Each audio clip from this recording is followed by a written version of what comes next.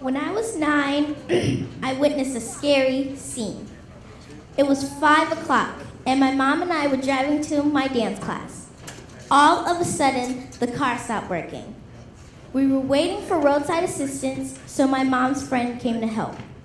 While we were waiting in the car, the police came because he wanted to see if we needed help. I was sitting in the back seat, exactly where the policeman was standing. In my head, I was panicking. I tried to stay calm, but I couldn't. I remembered about black people being killed or sent to jail without reason. I closed my eyes as water ran down my face. I tried to deny it, but I couldn't. I knew it was tears. As tears ran down my face, I told my mom I didn't feel safe, so she put me in the front passenger seat.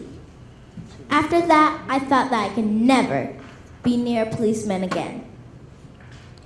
Hi, my name is Symphony Dorsey, and I'm here to tell you my story about how I overcame my fears with police. Raise your hand if you heard the story of Philando Castile. Philando Castile, a 32-year-old African-American, was pulled over in Falcon Heights, Minnesota, and killed by Geronimo Yanez, a Latino police officer. Castile had been driving his car at 9 p.m. with his girlfriend, Diamond Reynolds, and her 4-year-old daughter when he was pulled over by Officer Yanez and another officer in a suburb of St. Paul, Minnesota. After being asked for his license and registrations, Castile had told Officer Yanez that he had a firearm, which led to Officer Yanez replying, "Don't pull it out then." Castile says, I was reaching for," Officer Yanez interrupts and says, "Don't pull it out." Castile says, "I'm not pulling it out," and Reynolds follows. He's not. Officer Yanez says, "Don't pull it out," and then shot Castile 7 times. Moments after Officer Yanez fired 7 times at Castile, Diamond Reynolds' 4-year-old daughter repeatedly pleaded with her mom to be quiet and cooperative so she wouldn't also be shot. "Mom, please stop cursing and screaming because I don't want you to get shot," she told her handcuffed mother in the back of a squad car. She remembered her dad's last words, "I wasn't reaching for it." Now I want you to take a deep breath and think about how that police officer reacted. How did the daughter react? He was a human being that life ended because of a man who made a promise to protect his life didn't do so.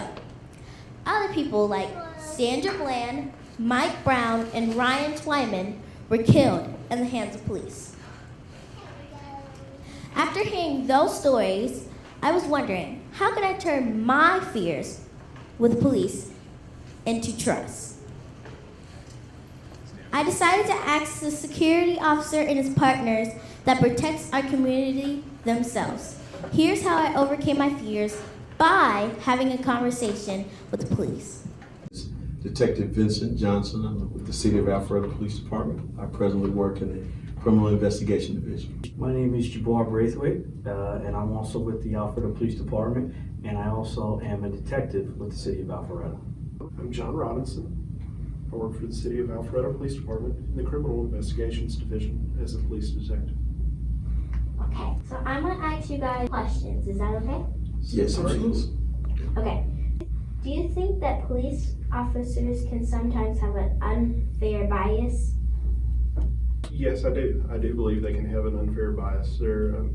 Police officers are just like any other profession in the world where people come from a lot of different backgrounds, and they can have a personal bias or personal prejudice against something, and that could potentially, if they don't have control over that, affect their decision making or their problem solving skills. We have biases. We come from different backgrounds, different communities in our personal lives.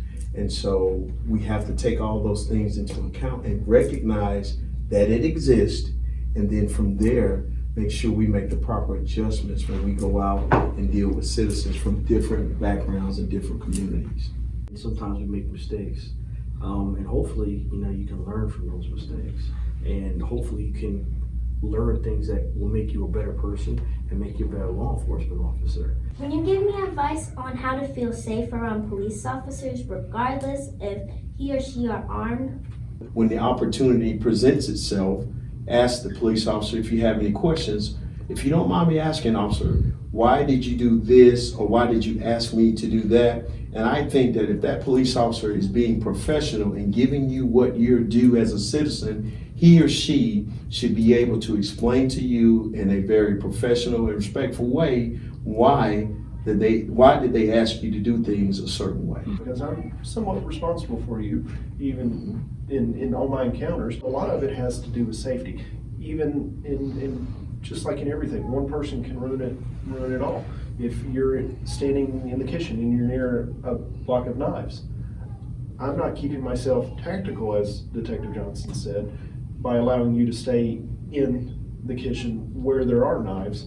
I may just ask you to come into a great room, a den, dining room, or something that's away from those knives, just for the entire scene safety. After listening to my bravery, I learned that anything is possible. Now before I go, I want you all to close your eyes. Think about your child. Can you see him? Imagine they were one of those names I mentioned and you could do nothing about it. Wouldn't that bring you fear? I bet that's how my mom felt. That's why she put me in the front passenger seat. So what I want you all to remember is that you can always face your fears, have a conversation, and hopefully create change. Thank you.